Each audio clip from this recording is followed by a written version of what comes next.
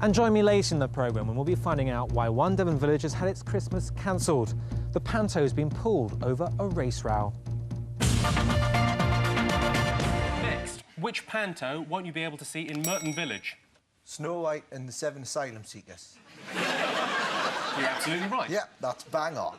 Someone wrote a topical panto, and then at the last minute, the villagers decided they didn't really think they should put this on. The Commission for Racial Equality, well, they advised them that the title and contents would cause offence. And they said, oh, no, it wasn't. Yes, you may have noticed the first Christmas lights are going up and pantomime lineups are being unveiled. But forget Jack and the Beanstalk or Cinderella. Yes, it's Snow White and the 7 Asylum Seekers that's drawing the most publicity. And as Alex Bushell explains, the villagers of Merton near Oakhampton have had to cancel their panto due to a race row. It's that time already and theatres across the region prepare for Panto season. Except for here in the sleepy village of Merton. Now its Christmas Panto has been pulled because of its title, Snow White and the 7 Asylum Seekers, and it's caused a race row. Oh Queen, 'tis true you have no equal. Bob Howard rehearses with his company of players. Characters include Chemical Alley, Dark Alley, Back Alley. You get the idea. And although the 7 asylum seekers are portrayed as unwashed illegal workers who live in squalor, the Panto's author says there's nothing racist about the play. There's no racial content in the panto, whatever. I believe the village hall have been intolerant, not us. Yes, they are trying to tell us what we should say. It's political correctness gone mad. And not only do I not have time to change the panto, I don't intend to. For the man in charge of the village hall, this Panto is unacceptable. I was not happy personally with the title of Snow White and the 7 Asylum Seekers, and I'm not sure that it's a good idea to address the issue of asylum seekers, which is very sensitive and very difficult, in the form of a pantomime in front of children. The row's caused a split in the community. The Merton players are furious that they've been gagged. And then on the other hand, the village hall committee says the production will simply not go ahead as it is. But what do the people of Merton think about all of this? Do they think it's acceptable for the pantomime to go ahead as is? Oh yes it is. I think it's very important for the pantomime to carry ahead because it raises a lot of money for the community, and without it, you know, a lot of things are going to suffer, I feel. Oh no, it's not right in this day and age to say things like that in political correctness. Oh yes it is, it's fine. I think it's such a nonsense that people are sort of shouting and screaming about something that is not racially prejudiced at all. You know, it's a bit of fun. So while both sides remain implacably opposed, there'll be no fairy tale ending for the good people of Merton.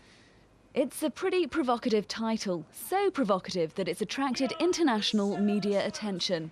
Not intended to be, says its author. He claims to have simply adapted a good old-fashioned British panto to reflect modern times. In doing so, he's attracted friends in the form of the BNP he says he doesn't want, and made enemies of people he says he never intended to offend. I didn't want to be associated with a racist party. I didn't like the idea of threats of demonstrations in Langtree, and the whole thing just turned nasty. I didn't like involving Langtree in this. I don't live in a village. People do and have to live there. I didn't feel that I should involve them in this, and I felt it wasn't safe anymore. It got too nasty, it got too big, and I just felt that it wasn't worth the risk.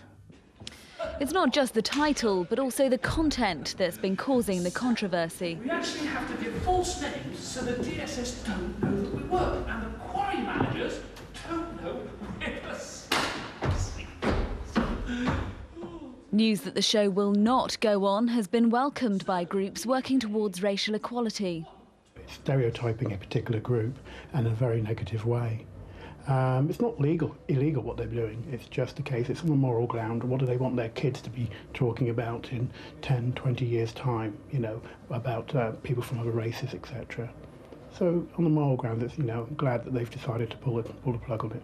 We slaughter all the tax inspectors!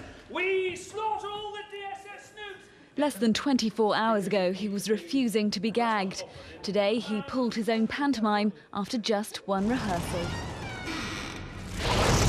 This is the tale of how a local panto became national news, split a village in half and ruined Christmas for both young and old.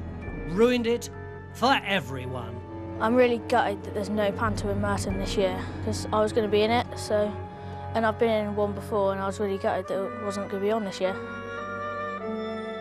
The village has quite a large elderly population who would obviously like to get out more than they can, and they look forward each year to going to the panto because it stars a lot of the people that live in the village, obviously. There'll be no panto at Merton Village Hall in Devon this year. Oh yes there will, oh no there won't. And all because of this man, Bob Harrod. He's been accused of ruining Christmas after a row erupted when he wrote a panto entitled Snow White and the 7 Asylum Seekers. We can't change the title because it would, well, it would change the whole sense of the thing. Bob, never one to shy away from political pantos, recently wrote this topical masterpiece on foot and mouth disease. Putting off the dreaded moment. We might as well get going. Sorry, I lost my line. With this new panto, Bob had put a political twist on an old fairy tale. All the dwarves were illegally working in a quarry and living off baked beans in a cabin in the woods. The names of the characters were as follows. Comical Alley, Chemical Alley, Back Alley, Dark Alley, Alley G, Alley Kiss Angel. I think that's all, isn't it? They're all alleys because Iraq is topical this year, so we just thought it was a good idea. But we haven't said anything against. Are they Muslims? I don't know, I suppose they are. But this year, no one will be enjoying any panto after the management of the Merton Village Hall contacted the Devon and Exeter Commission for Racial Equality. They advised that the play was unsuitable. We contacted the author of the pantomime by letter and said that we'd request that he change the title and remove any racist references from the script. It's political correctness gone mad. It's political correctness gone stark raving bonkers. So all of a sudden, a sleepy Devon village was mired in a controversy, and everyone in the country seems to have their own opinion on it. So the good name of Merton has been dragged into the media spotlight, and Christmas ruined for the likes of committee member and Merton player Janet Nanciville. Very small part I was going to play. I was one of the asylum seekers. Back alley, I think it was. For me, it's been very difficult being on the Merton Players and on the Village Hall Committee. I've had a lot of sleepless nights over this issue. But Christmas is also ruined for Bob. He's vowed never to write another village panto as long as he lives. I think these people who are making these accusations, if there are racists around, well, perhaps it's them. Perhaps they're being racist towards me. I think to stereotype asylum seekers in the way that the pantomime does is not within the spirit of Christmas. We think of it as a time of peace on earth and goodwill for all men.